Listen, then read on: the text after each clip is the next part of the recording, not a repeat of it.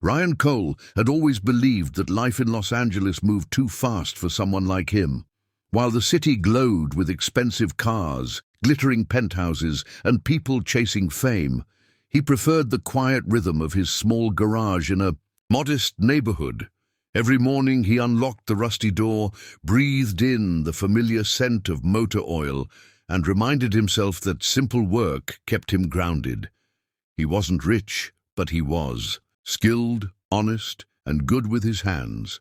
That was enough. He never expected that fate would bring someone extraordinary into his ordinary world. The day had started like any other, but the sound of luxury tires crunching against the gravel outside his shop made Ryan pause.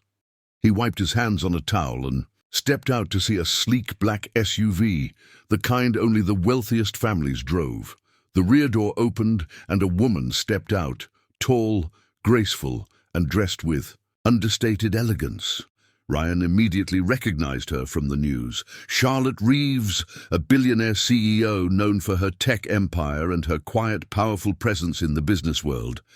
But her expression today was not one of power, it was worry. Charlotte walked to the other side of the SUV and gently opened the back door. That was when Ryan saw her. Mila Reeves, her daughter, sitting in a custom-built, motorized wheelchair.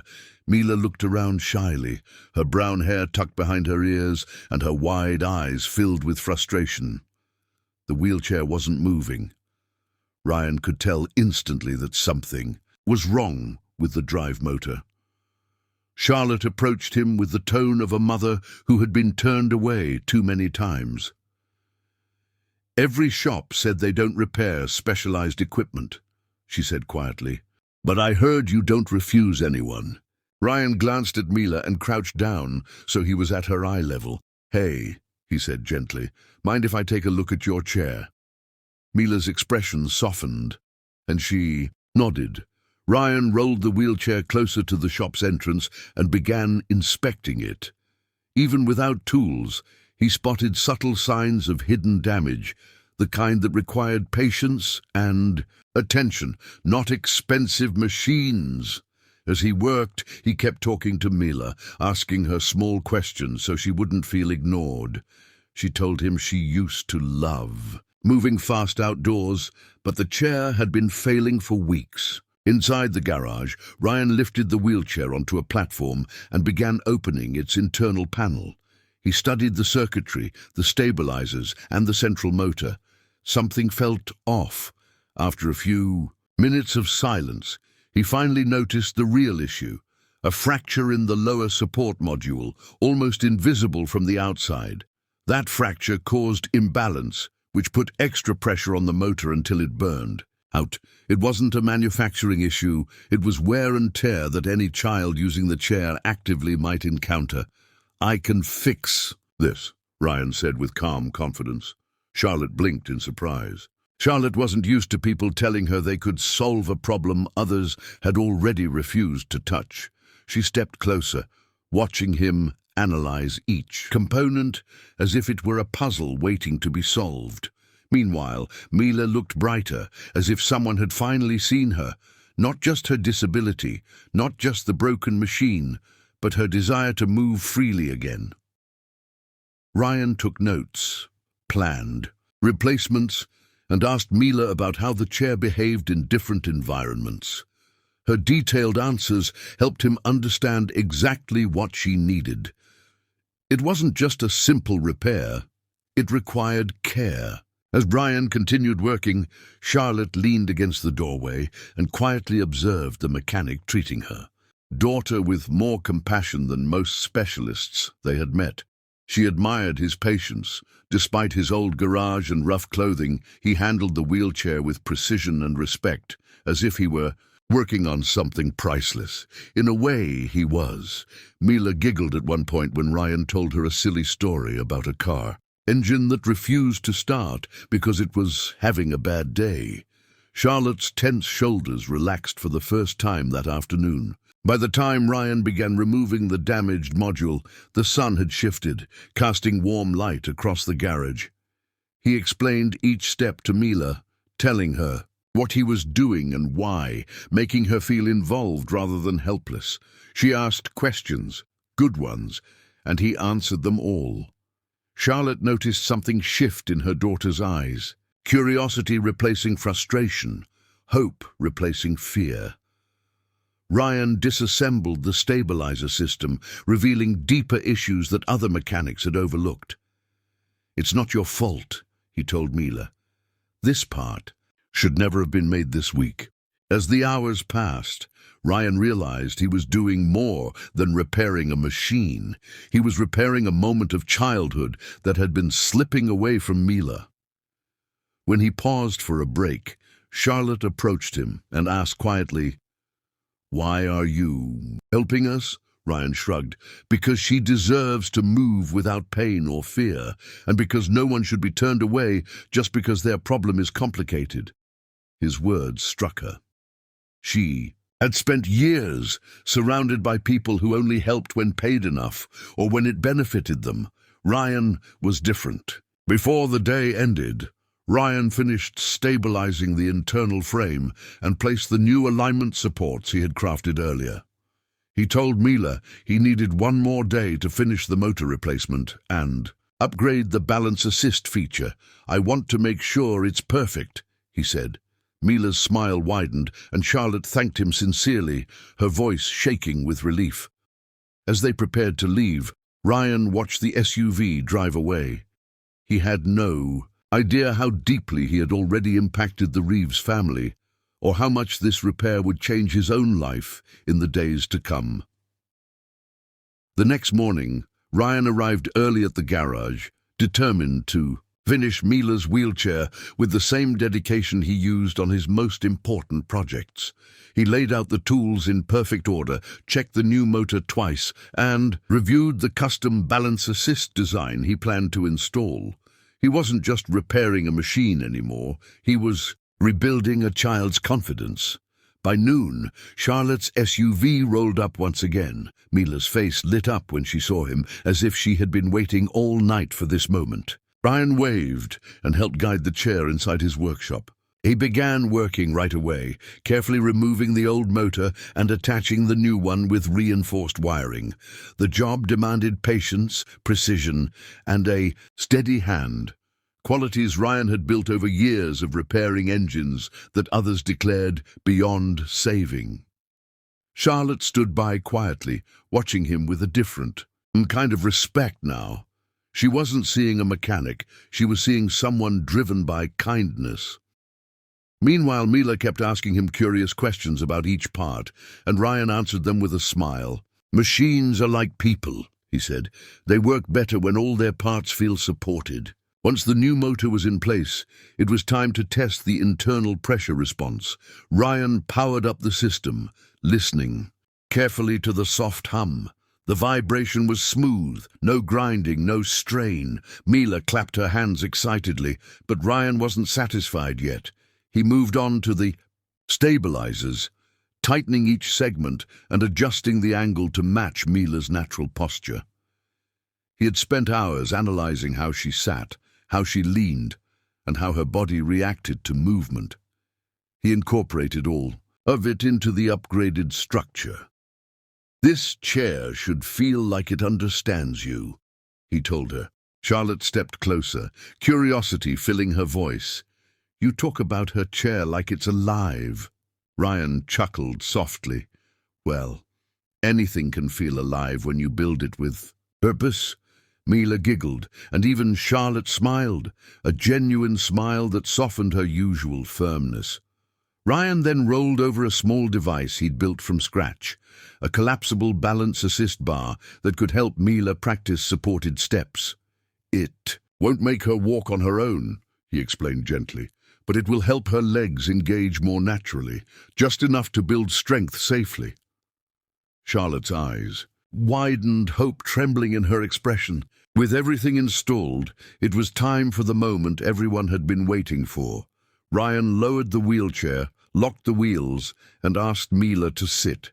She positioned herself as he guided her gently. He activated the new motor and the chair glided forward with a smooth, steady motion. Mila gasped. "It feels different," she exclaimed. Charlotte brought a hand to her chest. The chair moved effortlessly, responding to Mila's smallest controls. Then Ryan touched a button, engaging the upright support feature. Slowly, Mila's posture lifted, her upper body straightening with newfound ease. She looked taller, stronger, confident. Charlotte couldn't hold back her reaction. Tears gathered in her eyes as she saw her daughter sitting upright without struggling. "She looks like she's floating," she whispered. Ryan nodded, proud but humble. Then came the next step. Literally, he positioned the balance assist device behind the chair and helped Mila grasp its handles. "Ready to try something?" he asked. Mila inhaled deeply, glanced at her mother and nodded. Ryan steadied her. With trembling determination, Mila pushed down on the handles and shifted her weight forward. Her left foot moved, then her right. She was taking steps, small, slow, but real. Charlotte gasped loudly and covered her mouth, overcome with emotion. She had dreamed of moments like this, but never believed they were possible. Mila looked at her mother, her eyes sparkling with triumph. "Mum, look," she said breathlessly. Charlotte knelt beside her, tears streaming freely, whispering, "I see you, sweetheart. I see you." Ryan stood back, giving them space. He didn't want to intrude on a miracle, but deep down he felt something warm spread through his chest.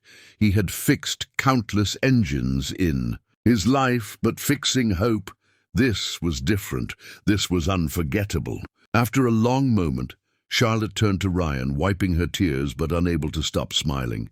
"How do I thank you for this?" she asked. Ryan shrugged shyly. "You don't have to. Helping her is enough." Charlotte shook her head. "People don't help us without something in return. I'm not used to seeing this kind of heart." Mila rolled toward him and wrapped her arms around him in a tight hug. Ryan froze for a second, surprised, then gently hugged her back. "You're a hero," she whispered. Ryan's eyes softened. "No, Mila, you're the hero. I'm just helping." Before leaving, Charlotte insisted on paying him more than the repair cost, but Ryan refused. "Just cover the parts," he said. Charlotte looked stunned. No one ever refused her money. As they prepared to leave, Mila called out, "Can we come again tomorrow?" Ryan smiled warmly. "Of course. I need to teach you how to take care of the new system." Charlotte placed a hand on his shoulder, a gesture filled with gratitude and something deeper. She didn't say anything more because words felt too small. Ryan watched the SUV drive away, unaware that this repair wasn't the end. It was only the beginning.